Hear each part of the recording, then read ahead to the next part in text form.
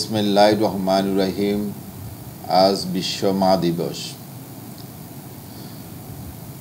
National employment human rights ফাউন্ডেশনের পক্ষ থেকে, সিটিজি টাইম এবং চ্যানেল কর্ণফুলীর পক্ষ থেকে দেশবাসী বিশ্ববাসীকে সালাম শুভেচ্ছা জানাচ্ছি।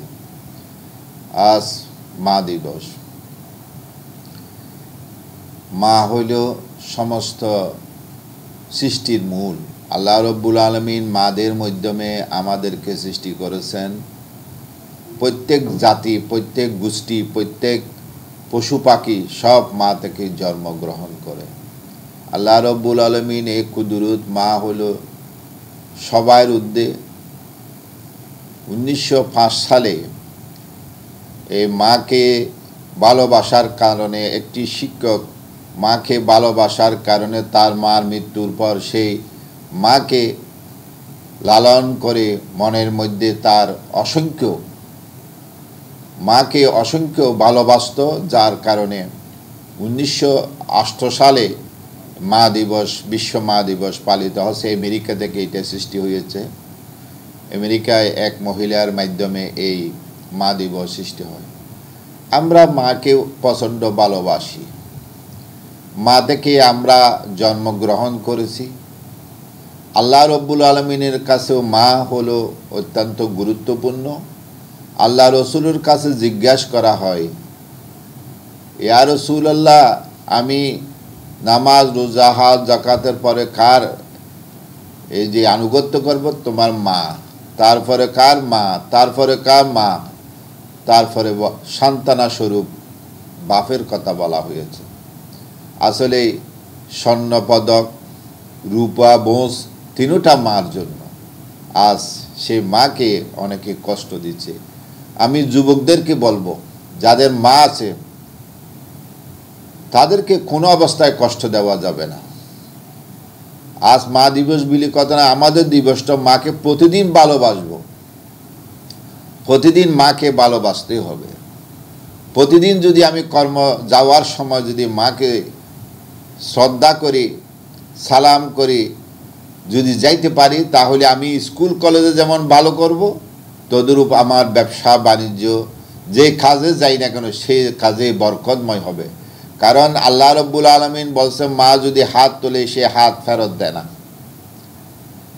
যে সন্তানের জন্য মা হাত তোলে সে সন্তানের হাত ফেরত দেওয়া হয় না।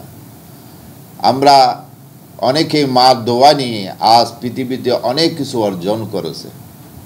আমরা ভুলে গেলে চলবে না, সেই মাগুলি হলো আচল। আর মা যদি অসন্তুষ্ট হয়, তাহলে দুনিয়ায় যত আলেম ওলমা হোক না কেন, যত দার্শনিক হোক না কেন, যত এবং অর্জন থাকুক না কেন, তার জাহান্নাম ছাড়া কোনো গতি নাই। এবং তার জাহান্নামের ঠিকানা হবে যদি মাকে কষ্ট দেওয়া হয়। আর মা যদি কষ্ট পায়, একটু চোখের পানি চলে আসে, আপনার আমলনামা সব শেষ। সেই জন্য মাকে কোনো দিন কষ্ট দেওয়া হয় না। অনেকে বিবাহ শাদীর পরে মাকে কষ্ট দেয়।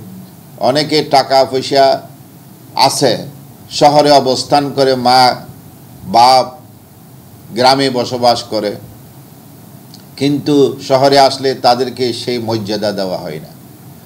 আবার এই সন্তানগুলি যখন কৃষক থেকে বড় হয়, বিশেষ করে যারা নিম্নবর্তী মানুষগুলি যখন বড় হয়ে যায়, সেই সন্তানগুলি মা বাবাকে বেশি কষ্ট দিয়ে থাকে। তাকে মর্যাদা দিতে চায় না। মাকে খাজের বুয়া বানায় ফেলে, আবার বাপকে একজন পাড়াপড়শি বানাই ফেলে। ওই বন্ধুদের সামনে পরিচিত দিতে লজ্জা বোধ করে। আসলে সেইখানেই তোমার জীবন্ত তোমার যে আমলনামা কতল হয়ে গেল যদি মা বাবাকে কষ্ট দেওয়া হয়। আমরা আজ মা দিবসে, বিশ্ব মা দিবসে সকল মাদেরকে আমরা সালাম শ্রদ্ধা জানাচ্ছি। কারণ মাগুলি যদি দুনিয়ায় কষ্ট করে শিশুদেরকে লালন পালন করে আজ বড় করেছে, সেই মার অবদান হলো বেশি। আর মা যদি বেঁচে থাকে, যাদের মা বেঁচে আছে, তাদেরকে শ্রদ্ধা করতে হবে, ভালোবাসতে হবে, তার ভরণ পোষণ সব কিছু আমাদেরকে দিতে হবে। পাশাপাশি যদি মৃত্যুবরণ করে তার কবরের পাশে যাইয়া যদি দোয়া করে, আল্লাহ রব্বুল আলামিন সেখানে আপনার হয়তো অপরাধগুলি ক্ষমা করতে পারে। কারণ একটি সন্তান যদি মা বাবার কবরের পাশে বসিও থাকে, 7 দিনের আযাব আল্লাহ রব্বুল আলামিন মাফ করে দেয়। তাহলে এই যে সন্তানগুলি যদি মা বাবার কবরের পাশে যায়, এই পাশে যাইয়া যদি কোরআন তেলাওয়াত করে আল্লাহর কাছে যদি দোয়া করে, আল্লাহ রব্বুল আলামিন মা বাবার গুনাহ মাফ করে দেয়। তাহলে সন্তান যেমন মা বাবাকে ভালোবাসলে যেমন দুনিয়ায়ও পাওয়া যায়, আখিরাতেও পাওয়া যায়, তদুরূপ মা বাবার কবরের পাশে যদি সন্তান বসে দোয়া করে, আল্লাহ রব্বুল আলামিন মা বাবার কবরের আযাব মাফ করে দেয়। তাহলে একটি নেক সন্তান মা বাবার জন্য অতি গুরুত্বপূর্ণ। আর সেই সন্তানগুলি যদি মা বাপকে কষ্ট দেয়, এই যে হত্যা করতেছে, দুনিয়ায় তো নাই আখিরাতে নাই, তার শাস্তি কি হবে আখিরাতে বলা বাহুল্য। আমি এই যতটুকু আল্লাহ রব্বুল আলামিন জ্ঞান অর্জন করেছি, যে ততটুকু বলতে চাই, তার অবস্থা হবে ভয়াবহ। তার কোনো আমলনামা আল্লাহর দরবারে কাজে আসবে না। যারা মা বাপকে হত্যা করলো, কষ্ট দিল, তার থেকে নির্লজ্জ ব্যক্তি আর কে হইতে পারে? কে হইতে পারে? এই যে এই মানুষ, এটা মানুষের পর্যায়ে না, এটা পশুর থেকে খারাপ হয়ে যায় যারা মা বাপকে বিশেষ করে কষ্ট দেয়। তাই মা বাপ হলো আসল। মাকে তোমরা কোনো অবস্থায় কষ্ট দিতে পারবে না। আর মার চোখের এক পোড়া পানির দাম আল্লাহর কাছে অনেক অনেক বড়।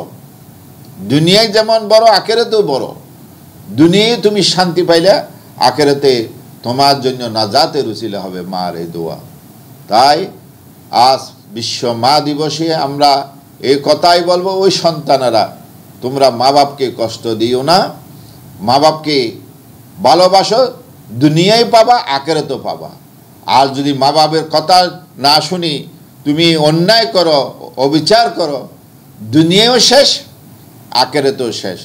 দুনিয়ায় তুমি যে কোনো জায়গায় লাঞ্ছিত হইতে পারো, অ্যাক্সিডেন্ট হইতে পারো, অনেক কিছু আযাব তোমার উপর নেমে আসতে পারে। অনেক সময় ঠাড়াল ফরি মানুষ মারা যায়, এটা মা বাবার কষ্টের কারণেও হইতে পারে। তাই আমি অনুরোধ করব, কোনো অবস্থায় মা বাপকে কষ্ট দেওয়া যাবে না। আজ মা হলো সেই মা কথা মনে পড়লে আমাদের চোখের পানি আসি যায়। কারণ মা আমরা যাদের নাই তারা বুঝতে পারে মা কি জিনিস। দুনিয়ায় কোনো রকমের ভালোবাসা কাজে আসবে না। মার ভালোবাসা হলো আসল ভালোবাসা, কোনো অর্থের জন্য না, কোনো কিছু, সব কিছু হজম করে মা। সেই মাকে তোমরা কষ্ট দিচ্ছ, দুনিয়ায়ও নাই, আখিরাতেও নাই। আল্লাহ রব্বুল আলামিন সবাইকে বুঝজ্ঞান দান করুক। যেহেতু মা বাবার কাছে আল্লাহর পরে মা বাপ, আল্লাহর পরে মা বাপ, আল্লাহর পরে মা বাপ, সেই মা বাপকে কোনো অবস্থায় কষ্ট দিও না। থাকার জন্য, পয়সার জন্য, মনোমালিন্যের জন্য, বউয়ের জন্য মাকে কোনো অবস্থায় কষ্ট দেওয়া যাবে না। তাই আমি অনুরোধ করব দেশবাসী, ন্যাশনাল এমপ্লয়মেন্ট হিউম্যান রাইটস ফাউন্ডেশনের পক্ষ থেকে, আমরা যেহেতু পরিবেশ এবং মানব সেবা নিয়ে আমরা যেহেতু কথাগুলি তুলে ধরি, মানব সেবামূলক কাজগুলি করি, তাই অনুরোধ করব কোন অবস্থায় তোমরা মাকে কষ্ট দিবে না। যদিও কষ্ট দাও তাহলে দুনিয়াই শেষ, আখিরাতও শেষ। আল্লাহ রব্বুল আলামিন এই ভয়াবহ থেকে প্রত্যেক যুবককে, প্রত্যেক ব্যক্তিকে আল্লাহ যেন রক্ষা করে। ওমা তৌফিক ইল্লা বিল্লাহ। আসসালামু আলাইকুম ওয়া রাহমাতুল্লাহ।